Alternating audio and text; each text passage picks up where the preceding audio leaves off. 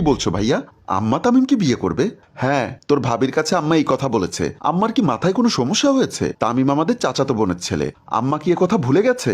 আমি কি করে বলবো? তুই আমার সাথে চল, আমরা একসাথে আম্মার কাছে কথাটা জিজ্ঞাসা করি, কথাটা সত্য নাকি মিথ্যা। ঠিক আছে, চলো ভাইয়া। বলেই কবিতা ও নাজমুল বারান্দা থেকে বাসার ভেতরে চলে গেল। দুই ভাই বোন মায়ের রুমের সামনে আসতেই দেখলো তামিম তার মায়ের রুম থেকে বের হচ্ছে। সামনাসামনি দেখা হয়ে গেল। দুই ভাই বোন কিছুটা অবাক হয়ে গেল। নাজমুল মনে মনে ভাবলো, তাহলে কি শিরিন যা বলেছে তাই সত্যি? তামিম সালাম দিয়ে বলল, মামা কেমন আছো? নাজমুল কিছুটা গম্ভীর গলায় বলল, তামিম, আজকের পর থেকে তুই আর আমাদের বাড়িতে আসবি না। কি হয়েছে মামা? আমি তোমাদের বাড়িতে আসবো না কেন? কবিতা বলল, ভাইয়া বলেছে তুই আর আমাদের বাড়িতে আসবি না।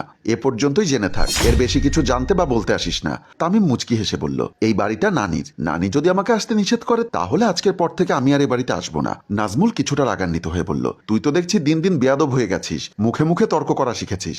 মামা, কথার পিঠে কথা বলাটা যদি তর্ক হয় তাহলে সেই তর্কটা তোমার কাছ থেকে আমি শিখেছি। বলেই বাসা থেকে বের হয়ে গেল। কবিতা বলল, মনে হচ্ছে তোমার কথাই ঠিক ভাইয়া। আম্মা ওকে স্পর্ধা দিয়ে মাথায় তুলেছে, কিন্তু এভাবে তো চলতে দেওয়া যায় না। চল আম্মার রুমের ভেতরে চল। দুজন তার মায়ের রুমের ভিতরে ঢুকে গেল।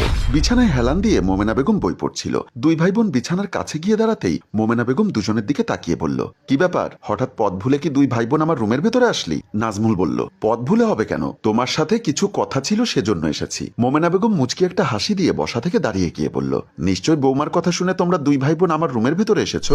মায়ের কথা শুনে দুজনেই অবাক হয়ে একসাথে বলল, হ্যাঁ, তোমরা যা শুনেছ সত্য শুনেছ।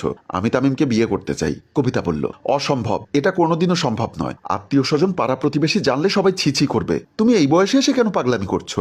আর তামিম আমার চাচাতো বোনের ছেলে, এটা কি তুমি ভুলে গেছো? তোরা এটা কি পাগলামি করছিস? তোরা যদি তোদের ভালোটা বুঝতে পারিস, তোরা যদি তোদের সুখটা খুঁজে নিতে পারিস, তাহলে আমি আমার ভালো আমার সুখ খুঁজে নেওয়াটা কি অপরাধ? তুমি কি বলতে চাও একটু খুলে বলো তো। নাজমুল, তোর বাবা মারা গিয়েছে প্রায় 20 বছর হলো। তোদের আমি কোলে পিঠে করে মানুষ করেছি। হয়তো কখনো বাবার অভাব বুঝতে দেইনি, কিন্তু এখন বড় হয়ে হয়তো তোরা আমাকে তোদের অভাব বুঝতে দিবি। তাই আমি এমন একটা সিদ্ধান্ত নিতে বাধ্য হয়েছি। কবিতা বলল, আম্মু, তুমি কি বলতে চাও একটু খুলে বলো তো। আমি তোমার কথার আগাগোড়া কিছুই বুঝতে পারছি না। তোরা যখন কিছুই বুঝতে পারছিস না, চল এক এক করে দুজনকেই বুঝিয়ে দেই। কিছুদিন আগে কবিতা তার বিছানার উপর বসে কার সাথে যেন কথা বলছে। এমন সময় মোমেনা বেগম রুমের ভেতর প্রবেশ করতেই কবিতা তার মাকে দেখে কলটা কেটে দিয়ে কিছুটা রাগান্বিত হয়ে বলল, আম্মা, তুমি রুমের ভেতরে আসবে, একটা নক দিয়ে আসবে না? আমার জরুরি গুরুত্বপূর্ণ কারোর সাথে কথা বলার থাকতে পারে। কবিতার পাশে বসে মোমেনা বেগম বলল, তুই ইদানিংকাল কেমন যেন উগ্র হয়ে গেছিস, আমার সাথেও খারাপভাবে আচরণ করিস। কারণটা কি বলবি?